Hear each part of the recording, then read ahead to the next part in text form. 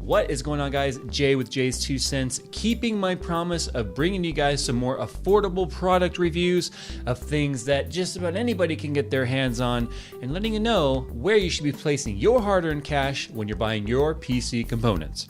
Now today we are going to be taking a look at the Gigabyte Radeon R9 270X Windforce Edition.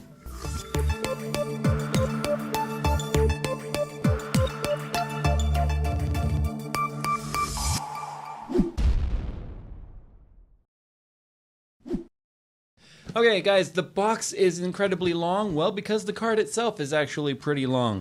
Now, the Windforce edition from Gigabyte is pretty much their no-holds-barred cooling solution for keeping their graphics cards as cool as possible. Now the box, as you can see, it's kind of embossed here with Gigabyte. It's black, it's basic, you open it up, and there's the part that really matters.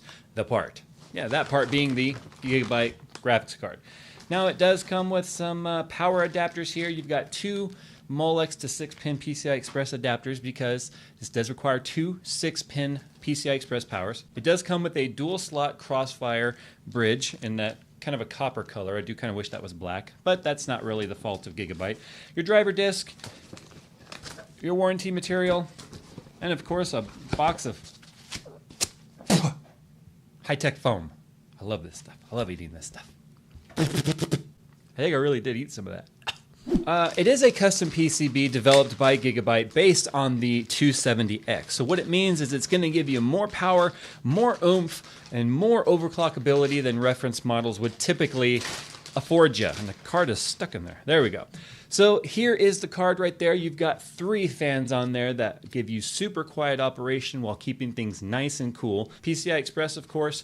You have got your 2 DVI-I and DVI-D output here. You have an HDMI and as well as a full-size DisplayPort on there. So when it comes to connectivity for your monitors, you've got more than enough.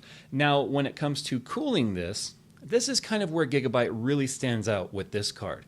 Now not only does it have a massive heatsink on there, as you can see, that runs the full length of the card and actually extends off the back of the card quite a bit, it does feature their triangular pattern here on the heatsink itself, which is designed to not only push air down through it to cool off the components, being the GPU and the RAM, and the VRMs as well.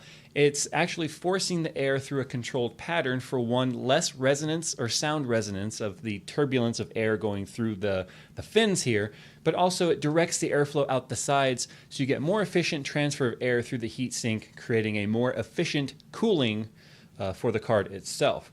Now it also features not only the GPU sync, but it also has what they call their unique RAM sync, which is going to allow more active cooling for the RAM rather than it just being passively cooled by a piece of metal plating, a solid piece of plate touching it with no sync on there at all. It actually has a RAM sync. Now it does have 2 8mm copper pipes running the length of the card. They are contained entirely within the card, so they're not sticking out or looking like engine headers or anything like that, so it's got a nice clean look to it. Now the power delivery, as I mentioned, does require 2 6-pin PCI Express ports or Express power, so you're going to want to make sure your card can accommodate that. And the PCB is a nice gloss black. It's not a matte black, but it is a gloss black. And it's not like one of those PCBs that try to look black, but they're really just really dark brown. Nope, this is a nice deep black, so it looks really good. On the top there, you do have your Crossfire bridge. If you were to crossfire this with another 270 or 270X or really any other AMD compatible Crossfire card from the same family of GPUs. So without further ado, let's go ahead and throw this in the test rig. Let's do a little bit of gaming on here and see exactly how this thing performs at this mid-range price range. So don't go away. This is the cool part. This is the part where you get the numbers that you came here for without listening to me babble and talk about, you know, my summer vacation where I show you guys slides of, you know, me getting a root canal and that time that, you know, Aunt Betty fell and broke her leg in Hawaii. That really happened. All right, so the Gigabyte R9 270X Windforce OC Edition. Now, let's go ahead and talk about the temperatures and acoustics first. Now, they talk about having the triangular design on the heatsink, which lowers the resonant and turbulent sound of the wind passing through it while increasing the efficiency of cooling the components on the PCB. I'd have to say that that is exactly accurate.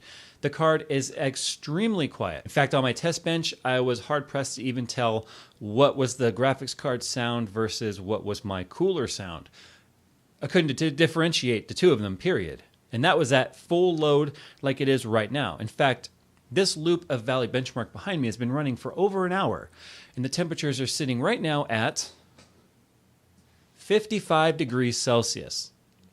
In a closed case, I might add. This is not an open test bench. This is one of the reasons why I moved over to a case instead of an open air bench. I wanted to give a little bit more real world scenario when it comes to cooling. Now, the temperature inside this room right now is about 77 degrees Fahrenheit. I don't know what that equates to in Celsius. Because you see, here in America, we like to be a little bit different than the rest of the world. In fact, I don't even know how to equate that there Fahrenheit to the Celsius. Now see, we like to do things like driving on the right side of the road. Yeah, the right side of the road, which to y'all may be the wrong side of the road.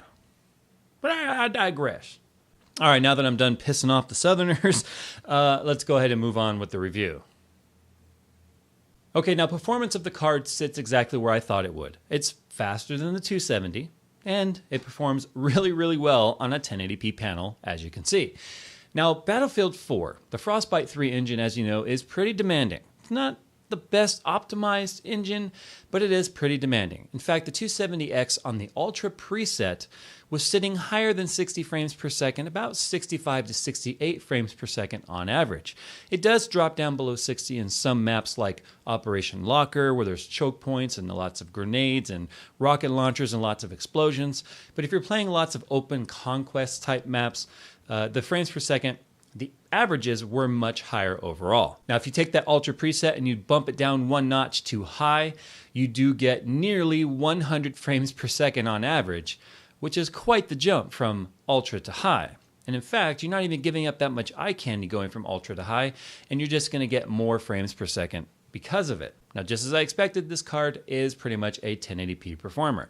If you start to bump up the resolutions higher, you do start to see a pretty exponential drop off when it comes to the frames per second in performance. But given the price point that this card is at, this is the perfect card for the person who is on the strict budget but wants to get as much performance as they can out of every dollar that they have to spend. So if you're looking for a graphics card that's sitting in the low $200 range, this is definitely one that you should consider. The acoustics are great, the performance is awesome, the temperatures are extremely low. It's not going to heat up your room or your small case, and you're going to have great gaming performance out of it.